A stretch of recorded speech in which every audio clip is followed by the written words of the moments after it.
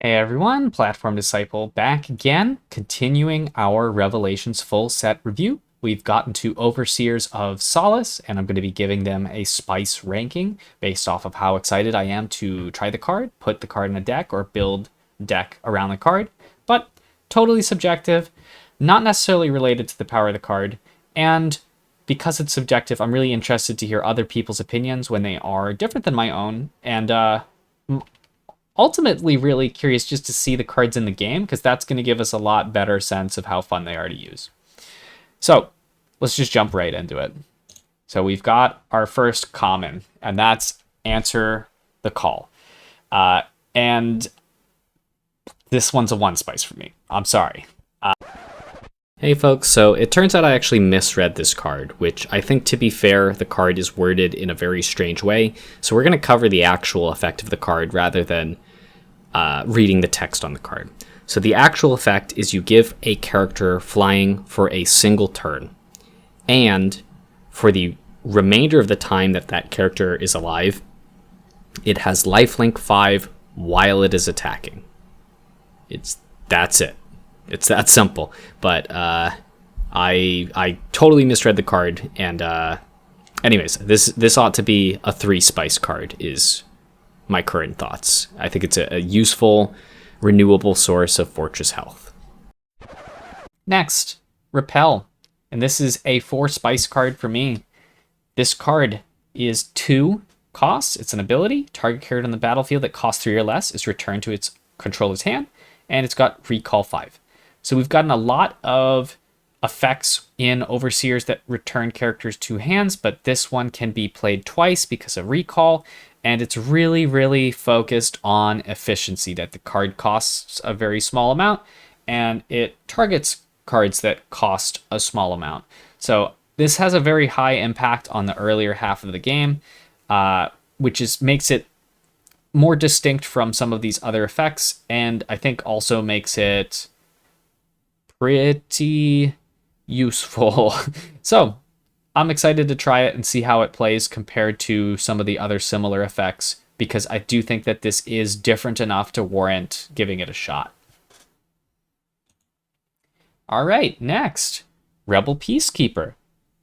Rebel Peacekeeper, for me, I think this might be a 5 spice card, because I really want to try building a deck specifically around him. That when your fortress or a deployed character you controlled are healed, he gets +2/+2. So this gives you the option to build a deck really focused on healing as your primary game plan, which hasn't really been something that's very well supported. That we do have Doug, but Doug is kind of a meme card, and as fun as it is to try to make Doug work, I think that having other options to have payoff for healing and life gain is cool, and this guy might have a fun deck that you can play with him, and I'm gonna give it a shot. Okay, next, Carlota's Arbitrator, and it's a 8 cost 16/16 flyer, and when it's on the battlefield, characters entering the deployed area don't trigger effects, and that is symmetrical, so it affects you and your opponent. This for me is 2 spice, because I don't feel like I want to cancel deploy effects at that late stage of a game. That this character has a pretty high cost, and canceling the deploy effects is an interesting mechanic, but deploy effects aren't so devastating that I feel like I need to include a card that really specifically hates them out. And if I was going to include a card that was going to specifically hate them out, it's probably not this one. The fact that this is symmetrical is interesting. It turns off your own positive effects.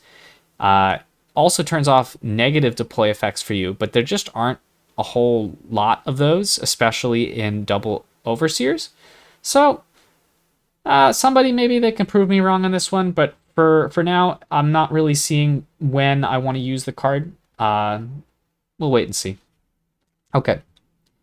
Next, Cassial the Betrayed, and we covered this. I'm going to give this a 4 spice, and the reason is that it is mixed in with Cassial's Grave. And I honestly think that Cassial's Grave is a little more exciting than Cassial the Betrayed, but Cassial the Betrayed is the avenue that you have to go through to get Cassial's Grave. So it's you're kind of tied into that. So it's a lot of work that you have to put in to enable Cassial's Grave, but once you've got Cassial's Grave out, there's some interesting kind of combos that you can use with that flying that it gives. So I'm curious just to see how the card feels, but it does feel like a lot of effort in terms of turning the card online, because you have to pay 6 for Cassial, you have to get her killed, and then you have to play the Grave. But the Grave's pretty cool once you've got it out. So we'll give it a shot. We'll see how it works. All right. Next, Chamber of the Convocation. It's a location card for Overseers, and it's when a unique character you control enters the deployed area, it and all other copies of the card you control permanently gain +2/+1. And I think I'd give this 4 spice. There is a clear theme of the unique character kind of deck in this set. We haven't seen so many of those cards yet because a lot of them are multi-faction cards, which we haven't gotten to. But this card, I think, supports that deck really well, and I'm interested in trying it. And the effect that it just gives +2/+1 to the character that you played right away seems pretty solid. Like if we want to compare this to Guns of Goliath or Bromix Banner, kind of does a similar thing and maybe is a little less work to make those things happen. And you also get the benefit of it hits the cards that are in your other zones. So very interesting. Totally want to give it a shot and see how that works. And then our last card. This is one of the legendaries from the set. Irial, Champion of Tenacity. And I hate to say it, but I think this is really only, probably only like a 3 spice for me. And the reason here is that I think that the card is really going to struggle to do what it is trying to do.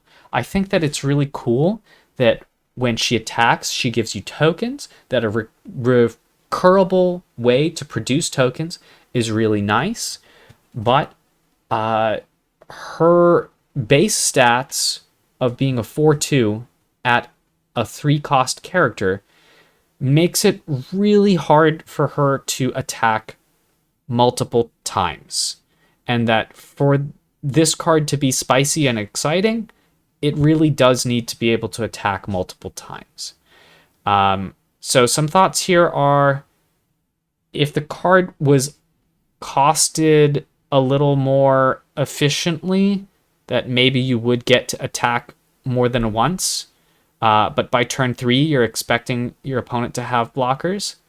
And another thought is that if Irial herself had flying, that she could attack and potentially avoid defenders.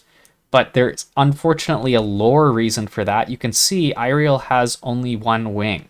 So she can't fly, which poses an interesting kind of design challenge here. But I want to highlight that I think that legendary cards should be more spicy than common cards. And for a legendary card, this is definitely less spicy than I would like to see. That it's just really hard to try to build a deck around her when you know that she dies to basically somebody sneezing at her. It's just want to be honest, and maybe we'll be proven wrong. Maybe we'll get to see the card do something cool, but I'm not in any rush to build a deck around her because I don't know how to make her work. Hey everyone, while editing this, I decided that it might be appropriate to talk a little more about Irial because she is a legendary and there are very few legendaries in the set. And I think it should also be mentioned that in my opinion, the purpose of legendaries is to get players excited, especially when they're opening packs, seeing the legendary glow. You should be excited to open the card and see what it is. Not everything is exciting in the same way to same people, so I think it's fair to say that somebody who's really competitive might get excited about different cards than somebody who is interested in doing kind of all these wacky, kooky decks. But in the case of Irial, I think if this card was intended to get competitive players excited, it's definitely missed the mark. And if this card was intended to get a more casual player excited to build a deck, I'm worried that it may also have missed the mark. That when the reveal stream happened, I genuinely didn't realize this was a legendary. I only realized this was a legendary when I went to make this video. And I thought it was an uncommon. And I thought it was kind of just a whatever uncommon. Like not a super interesting uncommon. I think that the power level here, even though we're not really going to talk too much about that in these videos, is not high. And in terms of can you do something really spicy and interesting and kooky with it, I don't really think so. This feels like an uncommon. And I don't know if there's a obvious solution to that. It might be okay to just say, hey, let's see how it works. Maybe there's somebody who really loves this card and hasn't voiced their opinion yet. But I do think that legendaries, because there are so few of them, should be held to a higher level of scrutiny in terms of their game balance and in terms of making them exciting for players. That if this was an uncommon, I frankly would not care. But it is a legendary, and because it's a legendary, I think it deserves a little more love, regardless of whether that is make the card more powerful or make the card more interesting in some other way. But I think this one just missed the mark. And with that, I'd like to just say that we're going to be moving into our multi-faction cards, and there are a whole lot of them. And I am really hoping that I can get those out to you before the set comes out, but there's a really distinct possibility that that might not happen. So I did just want to warn people that I will be working on those, but this is not a full-time job for me, so it comes and goes as I can do it. Okay, so anyways, look forward to those, and until then, everybody, take it easy.